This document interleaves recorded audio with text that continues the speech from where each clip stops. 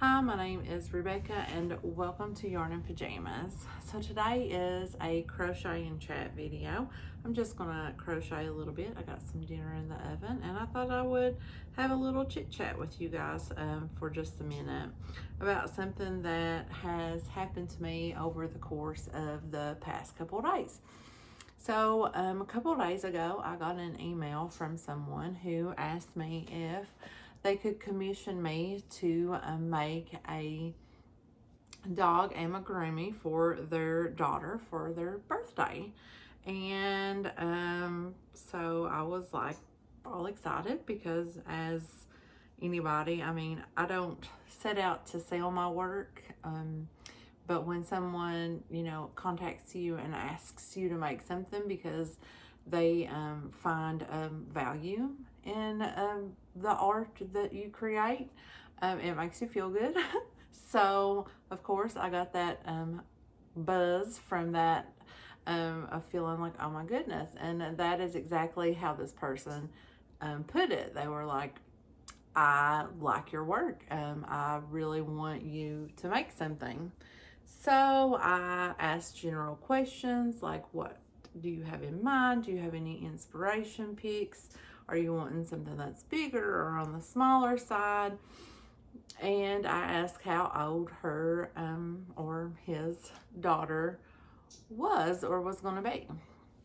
So they emailed me back and said that they would like for me to choose the amigurumi because they really like the style of amigurumi that I generally make, and they would be very confident that I could pick something that they would like and that their daughter was going to be too. So I stated that, I would look around for some different options and let her know, and that the plushie would probably be best to be a bigger one because younger children tend to like, the good sized amigurumis. And I mean, we're having like a full-on conversation. Like, this isn't, and it's not like broken English. It is very articulate. It is very like I am conversing with someone who knows about amigurumis, who knows about crochet, all of this. So I send 3 options. They choose the cutest option, and I was so excited because that was the one that I was hoping that they would choose, because that was the one that I wanted to make the most. And then they started asking, like, to get to the commission part, like how much it would be. So, I reached out to a friend and was, inquiring because, they from time to time do commissions, and I asked like what they would charge for, that particular amigurumi, and they gave me their opinion, and I was like in total agreement with it. So I broke it down. I broke down like how much I would charge just to make the dog. It was a paid for pattern, and I was like, charging them for the pattern. And then it was like $8 shipping, which I know that I probably would have spent more in shipping, but I even let them know, hey, if the shipping is less, I will give, that money back. I won't keep your money if I don't spend it. And then they, at the bottom of that email, I said, I only take PayPal. I hope that that's not a problem. So they email me back and they're like, oh, that's awesome. And then I get another email back and they're telling me that they can only pay me by check via mobile banking only. And the way that the email read, it was it didn't sound like I was speaking to the same person. The language was different, and it was more like broken, and it was more like when you're like typing, your emails and stuff, how like over time you get like a cadence, like with people, like you see their cadence, and it's like if they type in lowercase letters and never capitalize, or they don't use the punctuations the way that it should, because, you know, we fly through all of that. But the previous emails had been like, you know, the beginning of each sentence had a capitalized letter, and all the punctuation marks were where they needed to be. But this last one, it was not. It was like all lowercase letters and like a capital letter thrown in here and there. Punctuations were missing, and I just felt like, okay, this is weird. And now, most of you probably know how to do, like how to deposit a check through your mobile banking app. And I know how to deposit a check through my mobile banking app. I have done it a couple of times. I don't fool with checks a whole lot, but sometimes people give you checks, like companies and stuff, and you have to deposit them, and you never get off work in time to actually get to the bank, so you do the mobile deposit. So I know how it works. But this person that was emailing me kindly told me that they would walk me through the process if I needed to know how to do it. So some flags went up, and I was talking about it at work, and we were just like, oh, let's email them back and see if they will explain to me how it works and like what they're thinking. So I was like, oh, what is this? How does this work?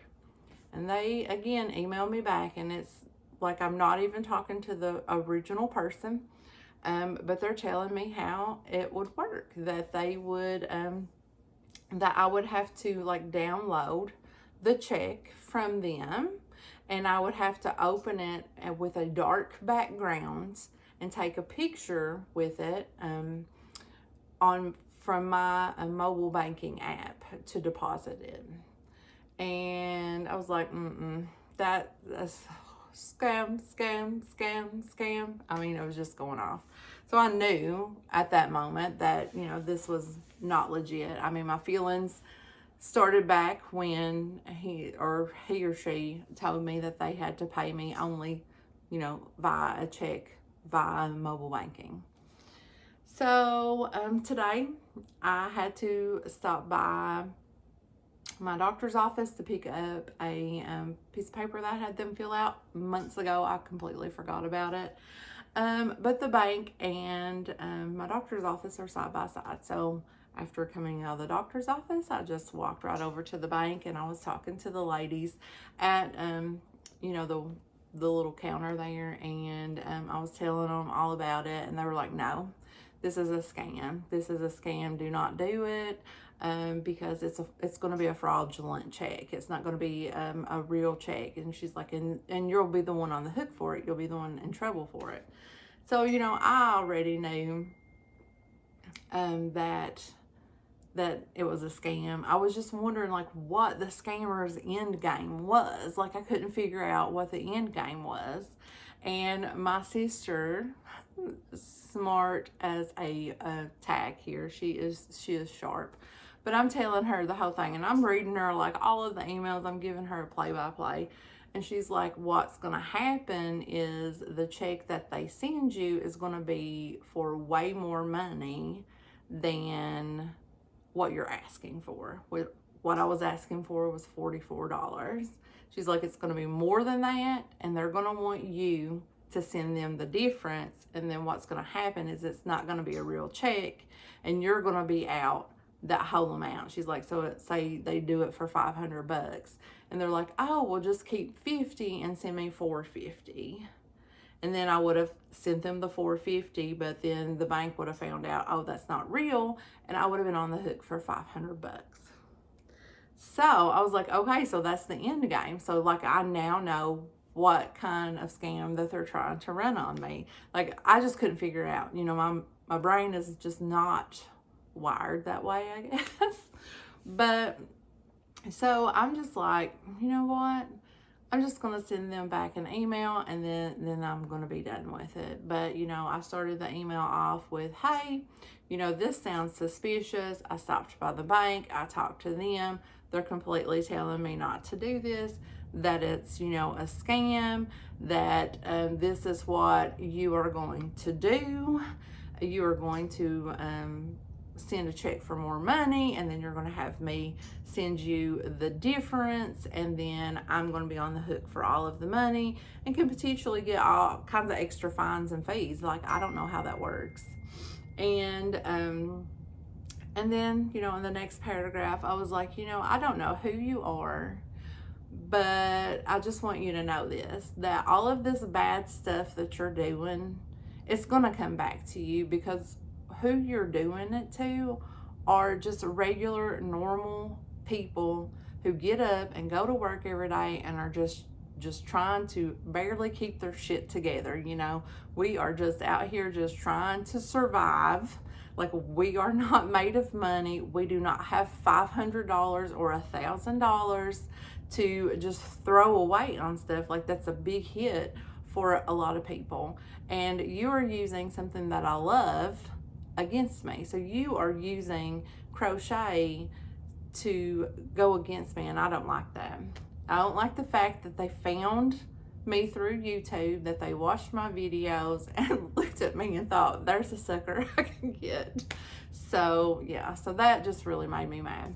So I thought that was going to be the end of it, but lo and behold, these scammers emailed me this big, huge apology letter and telling me how this is not who they are, that they made a mistake, and how truly sorry they are, and how they've seen the error of their ways and they will no longer do this, and that it was like an impulsive decision to do, that they just wanted a quick buck, that they don't make enough money, that they're highly educated, but the country that they live in, they're just downtrodden.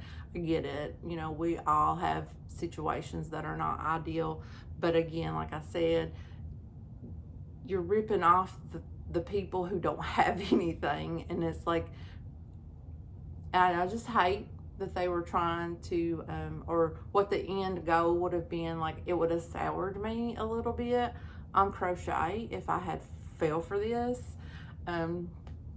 So yeah, I just wanted to tell you guys my scammer story, and I barely even crocheted, and that's the end of the story. But beware, especially if you are, you know, a YouTuber, and they find you and they start emailing you about that, because I know a lot of people get, like, people that they don't know commission them to make things for them, and it works out, you know.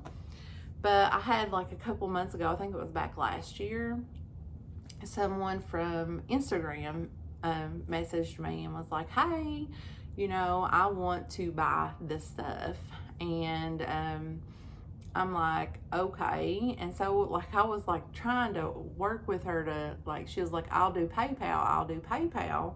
And but she only wanted to do the friends and family, like the one that they can take the money back, like so, like, the unprotected one. And so I'm like, no, I'm not doing that, but I will make an Etsy store and put the items that you're wanting in the Etsy store, and you can purchase it that way, and use PayPal. But she was like, no, I don't want to do that. So that kind of led me to believe that that wasn't be a legit thing. Like, I thought that they were going to like take their money back, which probably is what would have happened. And then I got messaged by another person who was like, I want to buy your stuff. And this was on Instagram. And I was like, and at this time I had already made the store. So I was like, okay. I was like, well, I have an Etsy store. I was like, but whatever, like, if whatever you're wanting is not on there, just let me know. I was like, and if I don't still have it and it's something that you want, then, you know, I can make it. I said, but I'll only sell it through that store. And they were like, no. And I was like, okay. And I know some countries people can't buy through Etsy, and that's fine. I get that. But it leads me to just think that they were trying to scam me out of my stuff. So I didn't like that. So just beware if you get any suspicious emails of commissions. I would go up front and be like, listen, how are you planning to pay for this? Because that's what I'm going to do from now on, because I wasted like a couple of days. Like, I researched those dogs. I was just so excited. So don't be like me. Don't waste days on scammers. But I'm glad that at the end of the day that they didn't get a scam out of me. Always be vigilant, because these scammers, that is their job. Like, you know, we say, you guys need to go get a job and stop scamming people. Like, this is their job. Like, this is what they do. So, and a lot of them are very good at it. So don't fall for it. Okay, so that is my crochet and chat, and I got all of 4 granny stitches. I'm not a good crocheter while I'm talking. So I do have a pizza in the oven, and I think it smells like it's about done. It is a homemade pizza. I made some homemade pizza dough, and I had some cheese and some sauce. I don't have good feelings about the sauce, because it did not smell like pizza sauce. And it was like a brand I've never eaten before, and I got it at like a little Podunk grocery store in Albion. So we will see. And I only had cheese to put on it, so but I like a good cheese pizza. So hopefully it tastes like really, really good. Okay, I'm gonna let you guys go, and I'll be seeing you soon in Finish It Fridays, and I'm gonna do an update for my I Heart Screening. I need to do a little bit more on it, because you guys have pretty much seen that there. Okay, don't fall for the scammers, and yeah, don't fall for the scammers. I'll see you guys later. Bye.